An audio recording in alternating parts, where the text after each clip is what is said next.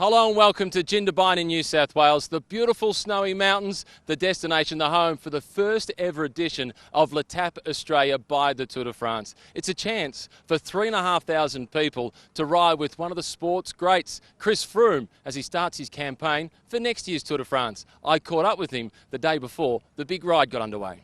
Gagné le Tour de France 3 fois, c'est Christopher Froome.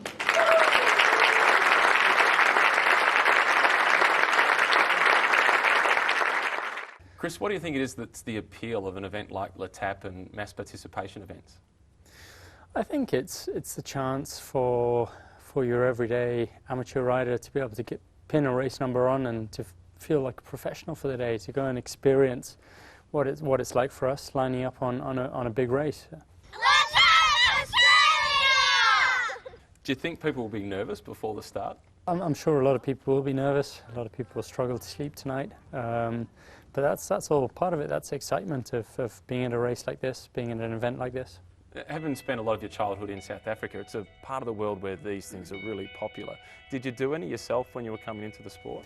Yeah, definitely. That was something that, for me as a teenager, got me into the sport and really sort of gave me something to train forward to be able to try and improve my times in these kind of events. One of the great things that running has is that racing against yourself. You finish a marathon. This is cycling's answer to that. For a lot of people, that's that race against yourself. Yeah, how do you definitely see it as a comparison to doing a marathon? Definitely. I mean, a course like tomorrow, I mean, it's 150 odd kilometres, going over some pretty tough terrain, big climbs out here. You're really sort of exposed to the elements. There's a lot of wind out there, a lot of heat.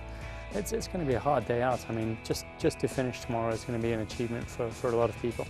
For you, what's the attraction for you to do an event like this, having done a few around the globe?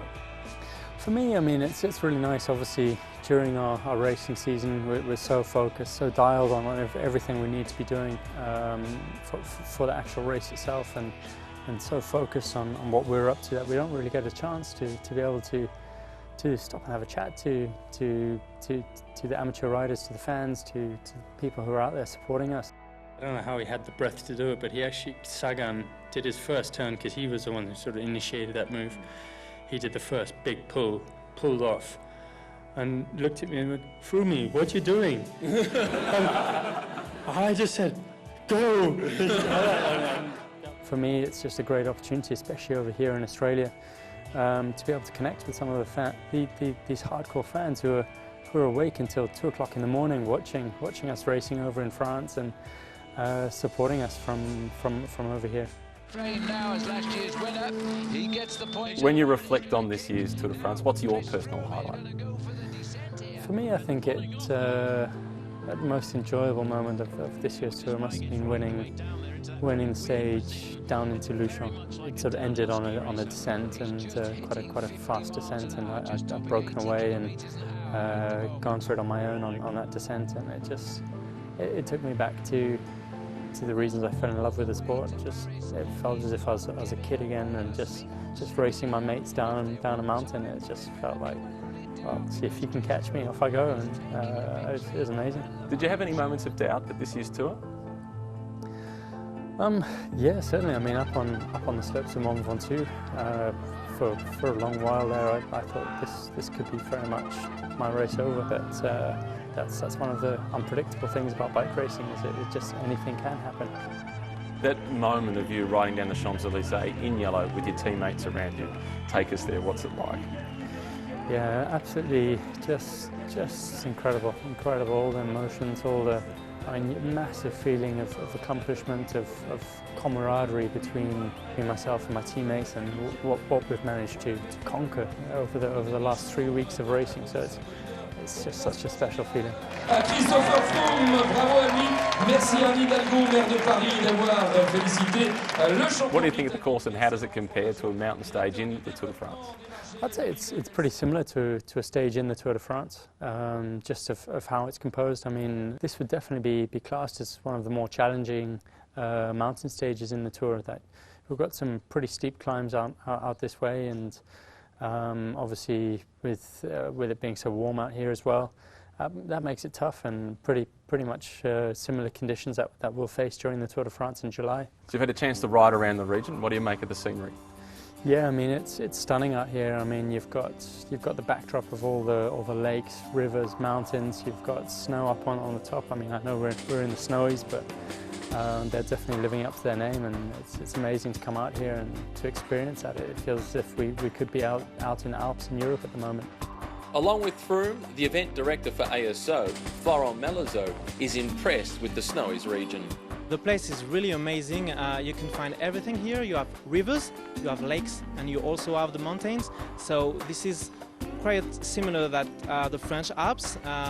The place is just amazing to ride, and at this period of the year it's just the perfect time to do it. And what an extraordinary opportunity for people to ride with Chris Froome, the three-time winner of the Tour de France. Yeah, that's the first time that amateur riders will have the chance to ride with the reigning Tour de France champion. Finally, race day dawned for the 3,500 nervous but enthusiastic riders, the great majority of whom signed up for the longer 158-kilometre challenge. Three-time Tour de France winner Chris Froome was on hand with a little last-minute advice. You got to start at the front. Another high-profile rider at the start line, two-time Australian road race champion Amanda Spratt. I'm here with my Penrith Blue Mountains, the team. These are the guys that I train with throughout the summer, and we saw that this event was on, and we thought that's a really great opportunity to come out and I guess suffer together over 160 kilometres. But what an event! This is such a beautiful part of the world, a beautiful part of Australia, and I think to be here for the first ever event in Australia of this nature is something really special. Froome rolled out with the last group of the 158-kilometre riders. His goal for the day, to meet as many participants as possible by riding all the way to the front of the race. I just had to let him pass me, actually. I feel sorry for him.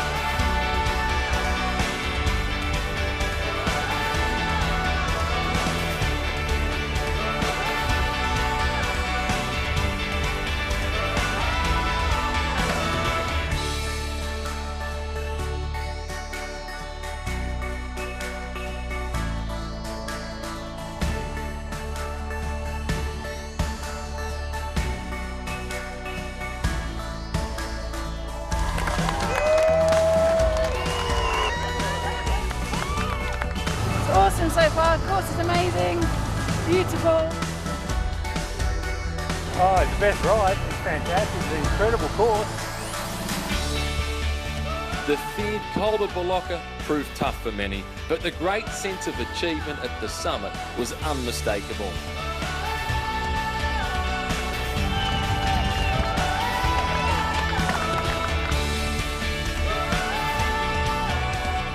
The final climb to Perisher Ski Resort would see riders ascend almost 1,000 metres in 25 kilometres through the beautiful surrounds of Kosciuszko National Park.